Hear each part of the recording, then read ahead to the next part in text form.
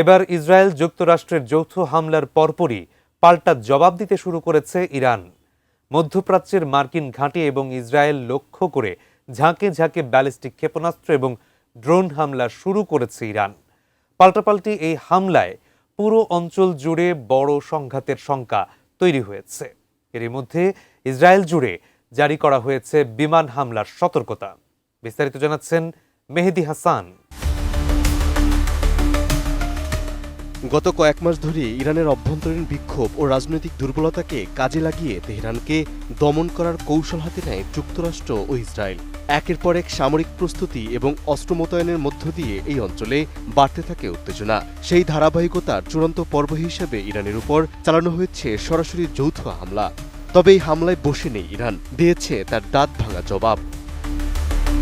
Nova LED TV, ঝকঝকে ছবি, নিখুঁত শব্দ, 5 বছরের ওয়ারেন্টি। নোভা মানি, সঠিক মান, নিশ্চিত সেবা।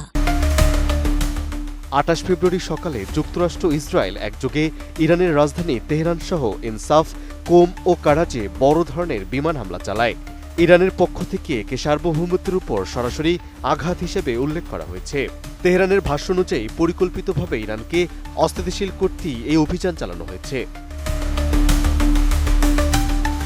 এই হামলার কয়েক ঘণ্টার মধ্যেই পাল্টা প্রতিক্রিয়ায় ইরান ইসরায়েলের দিকে ঝাঁকে ঝাঁকে ব্যালিস্টিক ক্ষেপণাস্ত্র ও ড্রোন নিক্ষেপ শুরু করে।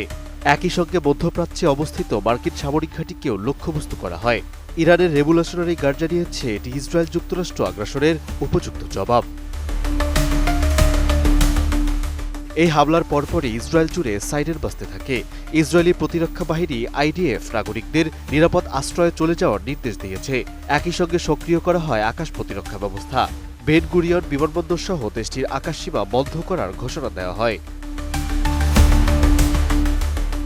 এদিকে ইরানের রাষ্ট্রীয় বার্তা সংস্থা তাসনিম নিউজ জানায় এটি ইরান থেকে পরিচালিত প্রথম বড় আকারে এবং সরাসরি ড্রোন ও ক্ষেপণাস্ত্র আক্রমণ। তেহরানের দাবি, দীর্ঘদিনের ছায়াযুদ্ধের পর এবার প্রকাশ্যেই জবাব দেওয়া হয়েছে, যাতে ভবিষ্যতে আগ্রাসনের পুনরাবৃত্তি না ঘটে। এর পাশাপাশি ইরানের পররাষ্ট্রমন্ত্রী আব্বাস আরাকচি জানিয়েছে, যৌথ হামলায় দেশটির সামরিক বাহিনীর শীর্ষ কয়েকজন কর্মকর্তা নিহত হয়েছেন। তিনি বলেন, কিছু ক্ষতি হলেও ইরানের প্রতিরক্ষা সক্ষমতা অটুট রয়েছে। সামরিক বিশ্লেষকদের মতে চলমান এই পাল্টাপাল্টি হামলা মধ্যপ্রাচ্যকে বড় ধরনের যুদ্ধের দিকে ঠেলে দিতে পারে। Mehedi Hasan, ATN news.